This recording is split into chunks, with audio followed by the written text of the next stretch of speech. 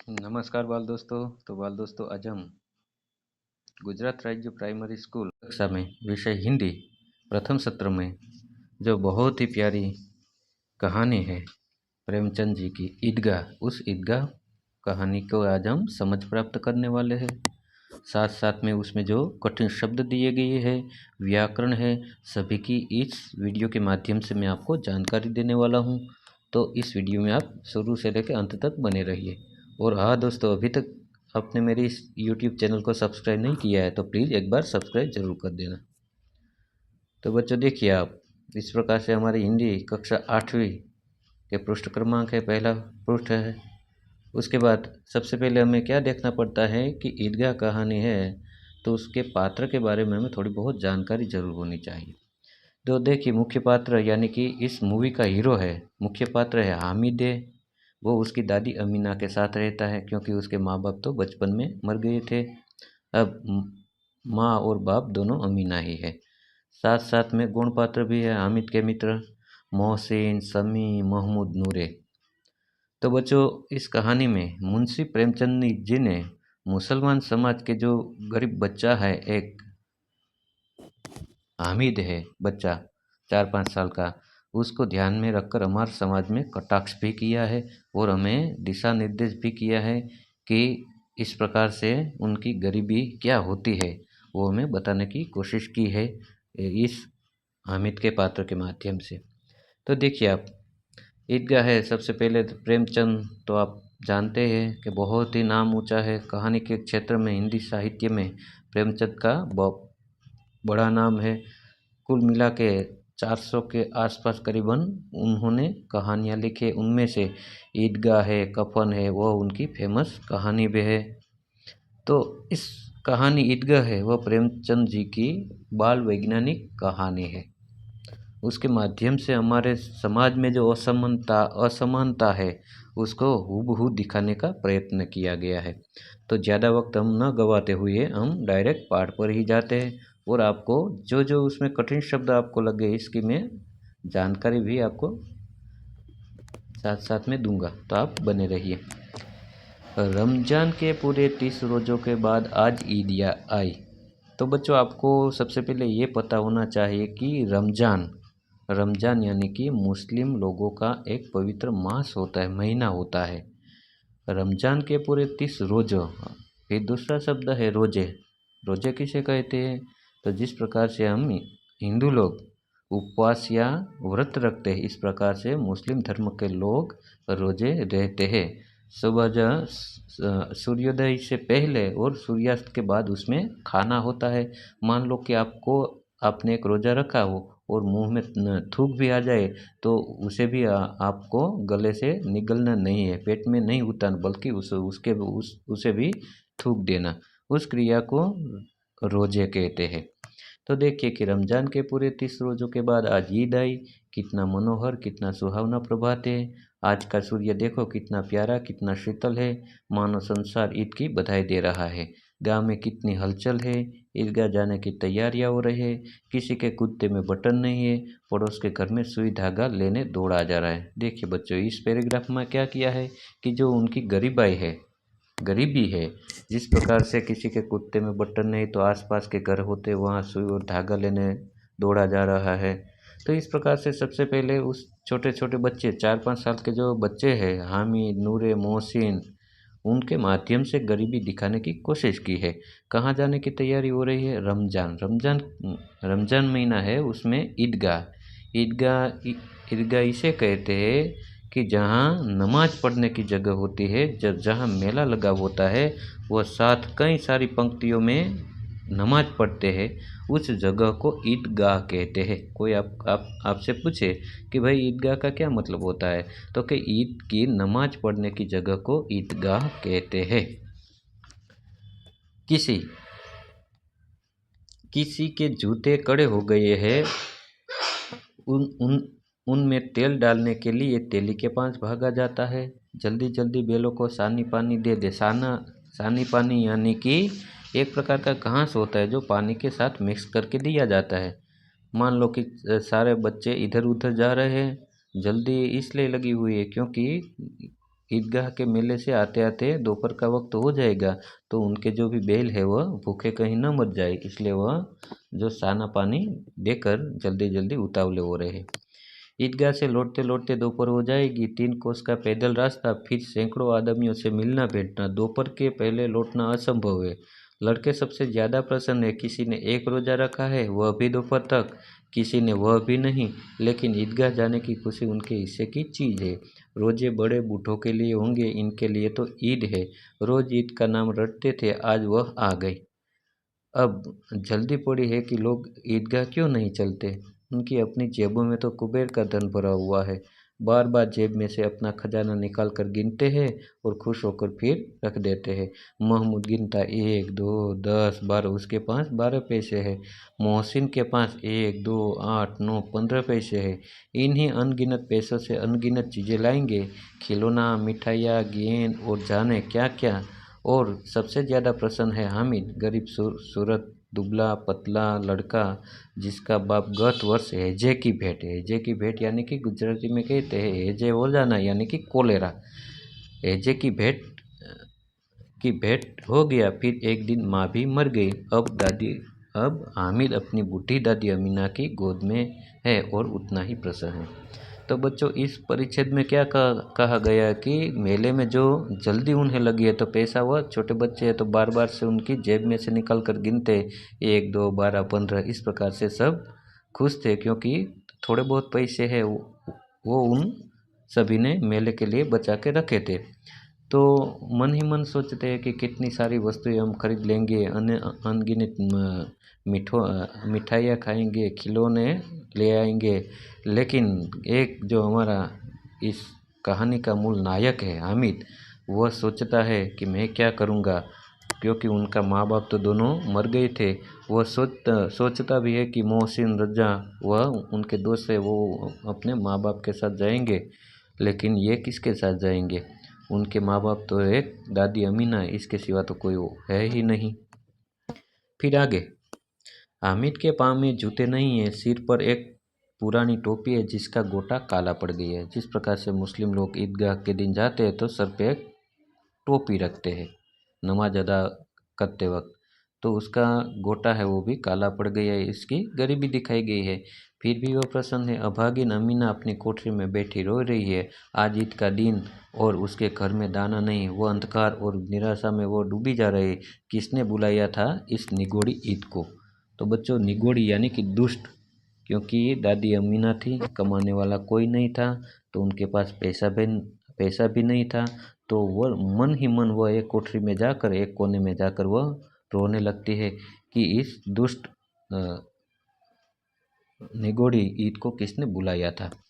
अमीना का दिल कचोट रहा है। गांव में बच्चे अपने अपने बाप के साथ जा रहे हैं। हामिद का बाप अमीना के सिवाय और कौन है, उसे कैसे अकेले जाने दे। उस भीड़ भाड़ में बच्चा कहीं खो गया तो क्या होगा।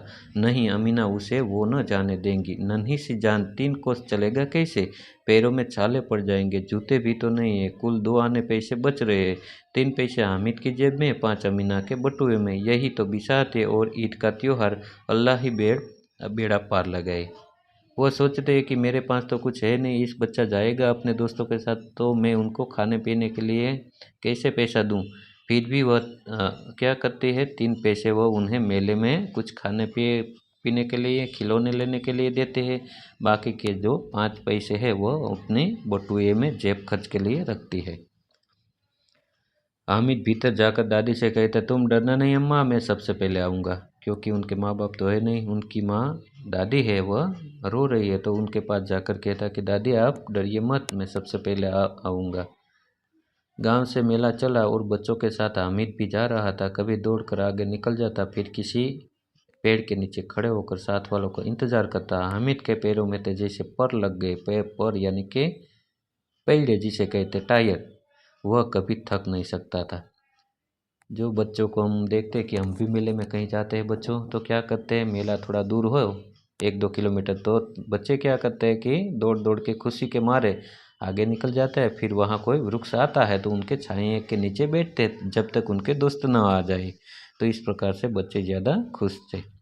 बड़ी बड़ी इमारतें आने लगी, वो अदालत है, वह कॉलेज है, यह कलाघर है, आगे चले हलवाइयों की दुकानें शुरू हुई, आज खूब सजी हुई है, इतनी मिठाइयाँ कौन खाता है, देखो ना एक दुकानदार पर मनो होगी। हलवाई यानी कि मिठाई, जो मिठाई जो बेचते हैं उसे हलवाई की दुकान कहते हैं। तो सबसे ज़्यादा बच्चे खुश थे और मन ही मन सोचते हैं कि इतनी सारी मिठाइयाँ कौन खा जाता होंगे। इस प्रकार से बातें करते आगे चल जाते हैं। सहसा ईदगाह नजर आई। इमली के घने वृक्षों की छाएं हैं, नीचे पक्का फर्श है, उस पर लाजिम बिछी हुई है। रोजेदारों की पंक्ति एक के पीछे एक न जाने कहाँ तक चली गई है। यहाँ कोई धन और पद नहीं देखता। इन ग्रामीणों ने भी वजू किया और पिछली पंक्ति में खड़े हो गए। किस प्रकार से बच्चों होता है नमाज में, ये ऊंच नीच का कोई भेदभाव नहीं। जो पहला आ गया ईदगाह में, मस्जिद में, वो सबसे पहली पंक्ति में रहता है और बाद में कोई आ जाए, चाहे वो बड़ा ही पूंजीपति क्यों ना हो, वहाँ कुछ भी ऐसा कुछ होता नहीं। जो सबसे पहले आता है वो सबसे सबसे पहली पंक्ति में खड़ा हो जाता है। तो इस प्रकार से क्या हुआ है कि रोजेदारों की पंक्ति एक के पीछे एक न जाने कहाँ तक चली गई। जिसने रोज़ा रखा था वह कई सारे ऐसी लाइन, जो पंक्ति, हरोड़ जिसे गुजराती में कहते हैं, यहाँ कोई धन और पद नहीं देखता। इन ग्रामीणों ने भी वजू किया और पिछली पंक्ति में खड़े हो गए। कितना सुंदर संचालन है, कितनी सुंदर व्यवस्था। हजारों सिर एक साथ सिजदे में झुक जाते हैं। तो दोस्तों देखिए यहाँ क्या है, सिजदा एक विशेष मुद्रा में झुकना। मुस्लिम लोग जो भी नमाज अदा करते हैं तो एक विशेष प्रकार की मुद्रा में जो झुकते हैं उसे क्या कहते हैं, सिजदा कहते हैं। सिजदे में झुक जाते हैं, फिर सब एक साथ खड़े हो जाते हैं, मानो भातृत्व का एक सूत्र समस्त आत्माओं को एक कड़ी में पिरोए हुए हो। नमाज खत्म हो गई, लोग आपस में गले मिल रहे हैं। अब मिठाइयाँ और खिलौने की दुकानें पर धावा होता है। ग्रामीणों का यह दल इस विषय में बालकों से कम उत्साही नहीं है। यह देखो हिंडोला है, 1 पैसा देकर चढ़ जाओ। कभी आसमान पर जाते हुए मालूम होता है, कभी जमीन पर गिरते हुए। यह चरखी है, लकड़ी के हाथी, घोड़े और ऊंट छड़ों से लटके हुए है। 1 पैसा देकर बैठ जाओ और 25 चक्करों का मजा लो। महमूद, मोहसिन, नूरे और सम्मी इन घोड़ों पर बैठते हैं। हामिद दूर खड़ा है, 3 पैसे तो उसके पास है, अपने कोष का 1/3 जरा सा चक्कर खाने के लिए नहीं दे सकता। तो बच्चे हम देखते हैं कि मेले में जाते हैं तो चरखे होते हैं, ट्रेन होते हैं बैठने के लिए, खिलौने वाले, घोड़े हाथी वाले। तो उनके सारे के सारे दोस्त हैं, उनके पास तो पैसा है, वो बैठते हैं। लेकिन हामिद है, वो उनकी गरीबी के कारण इतना मजबूत हो गया, बचपन में भी जिस प्रकार से वह सोचता है वह लाजवाब है। और वह सोचता है कि इतने 3-4 चक्कर खाने के लिए वह अपने पैसे नहीं गंवाना चाहते। सब चरखियों से उतरते हैं, खिलौने लेंगे। इधर दुकानों की कतार लगी हुई है, तरह तरह के खिलौने हैं, सिपाही और गुजरिया, राजा और वकील, भिश्ती और धोबिन। वहाँ लगता है अब बोलना ही चाहते हैं। जिस प्रकार से चरखे में से उतरते हैं तो अलग अलग प्रकार की खिलौने की दुकानें आती है। उसमें देखिए आप क्या क्या है, सिपाही और गुजरिया, राजा और वकील, भिश्ती। तो भिश्ती को क्या कहते हैं, पुराने जमाने में घर घर जाकर पानी पहुंचाने वाले भिश्ते, एक प्रकार से जो वासण जिसे गुजराती में कहते हैं। इस प्रकार से वो आता है और घर घर वह पहुंचाते थे। मशक का मुंह एक हाथ से पकड़े हुए है। फिर दूसरा शब्द आया मशक। तो मशक भी के चमड़े से बनी हुई पानी संग्रह करने की थैली होती है, उसे मशक कहते हैं, मशक।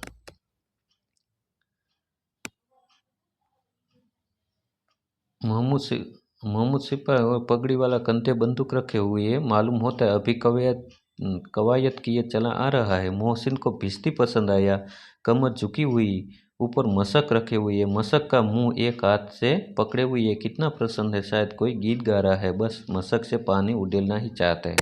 इस प्रकार से मेले में बहुत सारे खिलौनों की दुकान है। इसमें इस प्रकार से सब खिलौने लगे हुए हैं। नूरे को वकील से प्रेम है, काला चोगा, नीचे सफ़ेद अचकन, अचकन के सामने की जेब में घड़ी, सुनहरी जंजीर, एक हाथ में कानून का थोथा लिए हुए। ये मालूम होता है अभी किसी अदालत से जिरह या बहस किए चले आ रहा है। ये सब 2-2 पैसों के खिलौने हैं। हामिद के पास कुल 3 पैसे हैं। इतने महंगे खिलौने कैसे ले? खिलौने कहीं हाथ से छूट पड़े तो चूर चूर हो जाएंगे, जरा पानी पड़े तो सारा रंग धुल जाए। ऐसे खिलौने किस काम के? उन्हें लेकर वह क्या करेगा? देखिए आप हामिद की बुद्धिमत्ता। बचपन में भी जो जवान लोगों को शर्माए, ऐसी उनकी सोच है। वो मानता है कि भाई ये तो खिलौने है, हाथ में से जरा सा छिटक जाए तो वो टूट जाएगा। मान लो कि बारिश आ जाए और पानी उसे लग जाए तो रंग भी धुल जाएगा। वो खिलौने है, थोड़े समय तक ही जीवित ही रहता है, बाकी उनका जो जीवन है वह थोड़ा बहुत ही होता है। तो इस प्रकार से वो उसमें भी खर्च करना नहीं चाहता। खिलौने के बाद मिठाइयाँ आती है। किसी ने रेवड़ियाँ ली, किसी ने गुलाब जामुन, किसी ने सोन हलवा। मज़े से खा रहे। हामिद बिरादरी से पृथक है। अभागे के पास 3 पैसे, क्यों नहीं कुछ लेकर खाता? ललचाई आंखों से सबकी ओर देखता है। वो तो जानता है कि मेरे पास 3 पैसे है, ज़्यादा तो है नहीं। तो वह अपने दोस्तों के साथ सामने देखता है, लेकिन कुछ खाता पीता नहीं है। मिठाइयों के बाद कुछ दुकानें लोहे की चीज़ों की है, कुछ गिलट और कुछ नकली गहनों की। लड़कों के लिए यहाँ कोई आकर्षण नहीं है, वे सब आगे बढ़ जाते हैं। हामिद लोहे की दुकान पर रुक जाता है। देखिए बच्चों, ये मुख्य इसकी बात है कि सब बच्चे देखते हैं कि ये तो लोहे की दुकान है, भाई इसमें से हम क्या लेंगे। लेकिन जो छोटा बच्चा है हामिद, वह देखता है कि जब मेरी दादी तवे से रोटियां उतारती है तो उनकी उंगलियां जल जाती है। यदि मैं इस चिमटे को ले लूं तो क्या है कि मेरी दादी के हाथ जलेंगे नहीं और एक घर की चीज़ वस्तु भी हो जाएंगे। इसलिए वह चिमटे को देख लेता है और कहता है। हामिद लोहे की दुकान पर रुक जाता है। कई चिमटे रखे हुए हैं। उसे ख्याल आया दादी के पास चिमटा नहीं है, तवे से रोटियां उतारती है तो हाथ जल जाते हैं। अगर वह चिमटा ले जाकर दादी को दे दे तो कितनी प्रसन्न होगी। फिर उनकी उंगलियां कभी न चलेंगी। घर में एक काम की चीज़ हो जाएगी।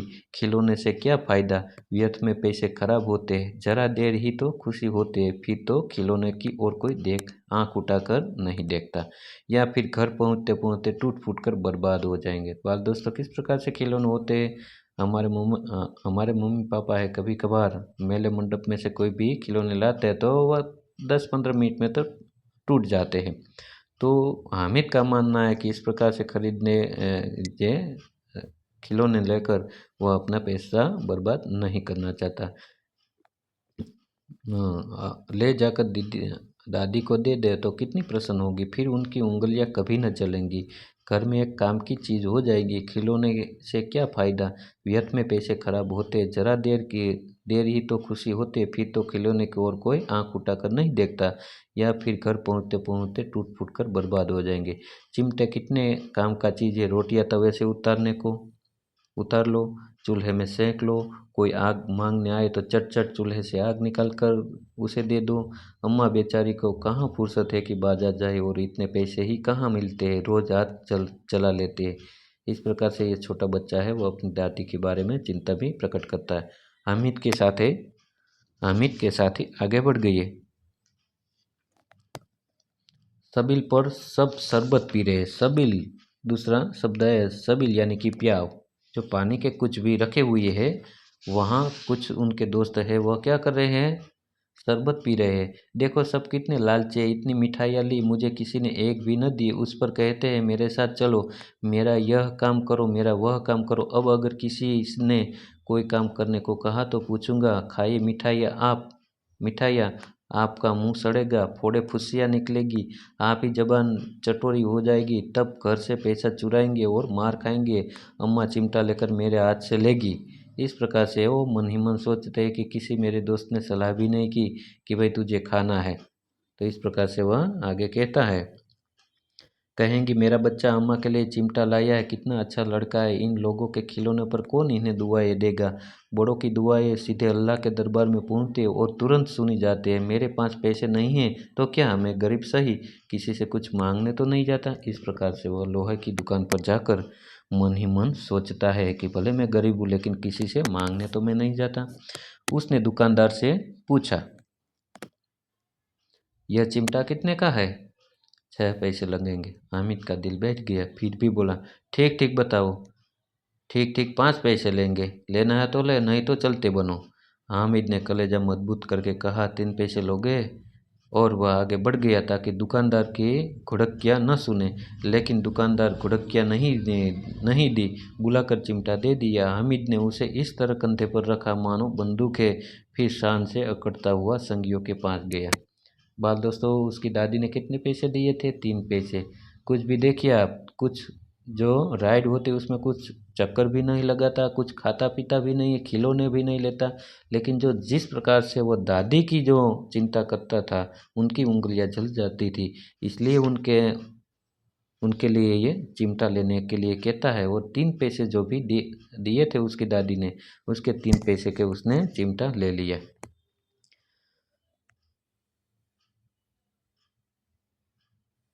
मोहसिन ने हंसकर कहा, यह चिमटा क्यों लाया बुद्धू, इसका क्या करोगे? उनका जो एक दोस्त है मोहसिन, वो हंसने लगा कि भाई ये तू पागल हो गया बुद्धू, ये क्या कर रहा है? हामिद ने चिमटे को जमीन पर पटक कर कहा, जरा अपना भिश्ती तो जमीन पर गिराओ, सारी पसलियाँ चूर चूर हो जाएंगी। वो कहता है कि अब आपकी बारी, अब आपने ये खिलौने लिए ना, जरा गिरा के दिखाओ भिश्ती को, मैं भी देखता हूँ कि पल में वो उनकी सारी की सारी हड्डी पसलियाँ चकनाचूर हो जाती है। महमूद बोला, तो यह चिमटा कोई खिलौना है? हामिद, खिलौना क्यों नहीं है? अभी कंधे पर रखा बंदूक हो गई, हाथ में ले लिया फकीरों का चिमटा हो गया। चाहूँ तो इससे मंजीरे का काम ले सकता हूँ, एक चिमटा जमा दूँ तो तुम लोगों के सारे खिलौने की जान निकल जाए। तुम्हारे खिलौने कितना ही जोर लगाए, मेरे चिमटे का बाल भी बांका नहीं कर सकते। बहादुर शेर है मेरा चिमटा। सम्मी ने खंजरी ली थी, प्रभावित होकर बोला, मेरी खंजरी से बदलोगे? दुआ ने की है। इस प्रकार से वह प्रस्तुत करता है जिस प्रकार से चिमटे जैसा कुछ है नहीं। और वह कहता है कि चिमटे का बाल भी बांका न करना, यानी कि मुहावरा है, उसका कुछ नुकसान नहीं कर सकते। इस प्रकार से उनका चिमटे का गुणगान अपने दोस्तों के सामने हामिद गाता है। हामिद ने खंजरी को और उपेक्षा से देखा, बोला, मेरा चिमटा चाहे तो तुम्हारी खंजरी का पेट फोड़ डाले। बस एक चमड़े की झिल्ली लगा दी, ढप ढप बोलने लगी, जरा सा पानी लग जाए तो खत्म हो जाएगी। मेरा बहादुर चिमटा आग में, पानी में, आंधी में, तूफान में बराबर डटा रहेगा। इस प्रकार से वो उनकी प्रशंसा करते हैं कि बहुत ही काम की चीज़ हो, और उनके दोस्त भी प्रभावित हो जाते हैं उस चिमटे से। चिमटे ने सभी को मोहित कर लिया, लेकिन अब पैसे किसके पास धरे हैं? फिर मेले से बहुत दूर निकल आए हैं। धूप धूप तेज हो रही है, घर पहुंचने की जल्दी, बड़ों से जीत करे तो भी चिमटा नहीं मिल सकता। हामिद है बड़ा चालाक, इसलिए उसने अपने पैसे बचा रखे थे। औरों ने 3-3, 4-4 आने पैसे खर्च किए, पर कोई काम की चीज़ न ले सके। हामिद ने 3 पैसों में रंग जमा लिया। सच ही तो है, खिलौनों खिलौनों का क्या भरोसा, टूट फूट जाएंगे। हामिद का चिमटा बना रहेगा बरसों। मोहसिन ने कहा, जरा अपना चिमटा दो, हम भी देखें, तुम हमारा भिश्ती लेकर देखो। महमूद और नूरे ने भी अपने अपने खिलौने पेश किए। हामिद को इन शर्तों के मानने में कोई आपत्ति न थी। चिमटा बारी बारी से सबके हाथ में गया, और उनके खिलौने बारी बारी से हामिद के हाथ में आए। कितने खूबसूरत खिलौने थे। थोड़ी बहुत देर बाद जो उसे उनके साथ खेलना था, उन्होंने भी उनके अलग अलग खिलौनों से खेल लिया। बदले में उसे चिमटा बताया और दिखाया, खेलने के लिए दिया। रास्ते में महमूद को भूख लगी। उसके बाप ने केले खाने के दिए। महमूद ने केवल हामिद को अपना साथी बनाया, उसके अन्य मित्र मुंह ताकते रह गए। यह उस चिमटे का प्रभाव था। इस प्रकार से चिमटा का प्रभाव उस पर इतना पड़ा कि मोहसिन ने तो अपना दोस्त बना लिया, और जो उनके बाप ने केला दिया था उसमें से आधे आधे बांट कर वो खाने लगे। फिर आगे 11 बजे सारे गांव में हलचल मच गई। मेले वाला लौट आया। मोहसिन की छोटी बहन ने दौड़कर भिश्ती उसके हाथ से छीन लिया, और मारे खुशी से उछली तो मियाँ भिश्ती नीचे आ रहे और सुरलोक सुधारे। तुरंत ही देखिए, उनका दोस्त आया मोहसिन, और उनकी बहन दौड़ी जैसे खिलौना लेने के लिए, तो उनके हाथ में से छिटक गई, और जैसे ही वह स्वर्गलोक पधार गई। मियाँ नूरे के वकील का अंत इससे भी ज़्यादा गौरवमय हुआ। वकील ज़मीन पर या ताक पर बैठ नहीं सकते, उनकी मर्यादा का विचार तो करना ही होगा। दीवार में 2 खूंटियाँ गाड़ी गई, इन पर लकड़ी का एक पटा रखा गया। पटरे पर कागज का एक कालीन बिछाया गया। वकील साहब राजा भोज की भांति सिंहासन पर बिराजे। नूरे ने उन्हें पंखा चलना शुरू किया। अदालत में खस की टट्टियाँ और बिजली के पंख होते हैं, क्या यहाँ मामूली पंखा भी न हो? बांस का पंखा आया और नूरे हवा हवा करने लगा। मामूली नहीं, पंखे की हवा से या पंख की चोट से वकील साहब स्वर्गलोक से मृत्युलोक में आ रहे और उनका माटी का चोला माटी में मिल गया। इस प्रकार से वकील साहब को ऊपर बैठाया। जैसे पंखा शुरू किया, पंखा की हवा से वकील साहब नीचे गिर गए और उनकी सारे के सारे पार्ट अलग हो गए। फिर बड़े जोर शोर से मातम हुआ और वकील साहब की अस्थियाँ कूड़े पर डाल दी गई। इस प्रकार से वकील साहब का भी अंत हो गया। अब मियाँ हामिद, इस ईदगाह कहानी का मूल नायक मुख्य पात्र है हामिद। वह उनकी मज़ेदार बात सामने आती है। जिस प्रकार से जिस शीर्षक के अंदर इस चिमटे को वर्णित किया गया है, दादी अमीना को और हामिद को वर्णित किया है, उनके मूलभूत जो लेने के कारण था दादी के कारण, उसकी बात इसमें की गई है। अब मियाँ हामिद का हाल सुनिए। अमीना उसकी आवाज़ सुनते ही दौड़ी और उसको गोद में उठाकर प्यार करने लगी। सहसा उसके हाथ में चिमटा देखकर वह चौंकी, बोली, यह चिमटा कहाँ ले आया? जिस प्रकार से उनका छोटा सा बेटा मेले में घूमकर आया तो वह प्यार करने लगी, चूमने लगी, उसे गोद में उठा लिया। लेकिन जैसे ही दूसरी ओर नज़र उनकी गई तो एक लहू का चिमटा था, लोहे का चिमटा था, उस पर उसकी नज़र गई और उन्होंने कहा, यह चिमटा कहाँ कहाँ से लाया? मैंने मोल लिया है। के पैसे में? 3 पैसे दिए। अमीना ने छाती पीट ली। छाती पीटना यानी कि उसे क्या होना? छाती पीट लेना यानी कि दुख होना कि इस छोटे से बच्चे ने मैंने 3 पैसे दिए थे, कुछ भी खाया पिया नहीं और मेरे लिए ये चिमटा लाया, इसलिए वह क्या करते हैं, दुख प्रकट करती है। अमीना ने छाती पीट ली। छाती पीट लेना तो कि बहुत दुख होना। यह कैसा बेसमझ लड़का है कि दोपहर हुआ, कुछ खाया न पिया, लाया क्या चिमटा? सारे मेले में तुझे और कोई चीज़ न मिली जो ये लोहे का चिमटा लाया? हामिद ने अपराधी भाव से कहा, तुम्हारी उंगलियां तवे से जल जाती थी इसलिए मैंने लिया। बुढ़िया का क्रोध तुरंत स्नेह में बदल गया। बच्चे में कितना त्याग, कितना सद्भाव और कितना विवेक है। दूसरों को खिलौना लेते और मिठाई खाते देखकर इसका मन कितना ललचाया होगा। इतना जब्त इससे हुआ कैसे? अमीना का मन गदगद हो गया। वह रोने लगी, दामन फैलाकर हामिद को दुआएं देती थी और उसकी आंखों से आंसू की बड़ी बड़ी बूंदें गिरती थी। इस प्रकार से कितना समझदार हामिद है, इस कहानी के माध्यम से बताया गया है। साथ में गरीबी क्या चीज़ होती है वो भी बताया गया है। जो ईदगाह का क्या महत्व है उसे भी बताया गया है। जिस प्रकार से उनके माँ बाप बचपन में मर गए थे तो दादी अमीना ने उसे बचपन से पाला पोसा था और अब 4-5 साल का वो बेटा हो गया था। तो जो गरीब घर के बच्चे होते हैं वो बचपन में भी बहुत ही समझदार हो जाते हैं। इस प्रकार से हमारे समाज में भी प्रेमचंद में जो असमानता है, गरीबी है, उस पर भी व्यंग्य किया गया है। तो बच्चों, ये थी आज की कहानी। आपको ये कहानी कैसी लगी? इस कहानी आपको अच्छी लगी तो इस चैनल को सब्सक्राइब कर देना, वीडियो को एक लाइक कर देना, एक प्यारा सा कमेंट भी कर देना और अपने बाल दोस्तों को भी ये शेयर ज़रूर करना। तो बाय बाय दोस्तों, मिलते हैं अगले वीडियो में। Thank you.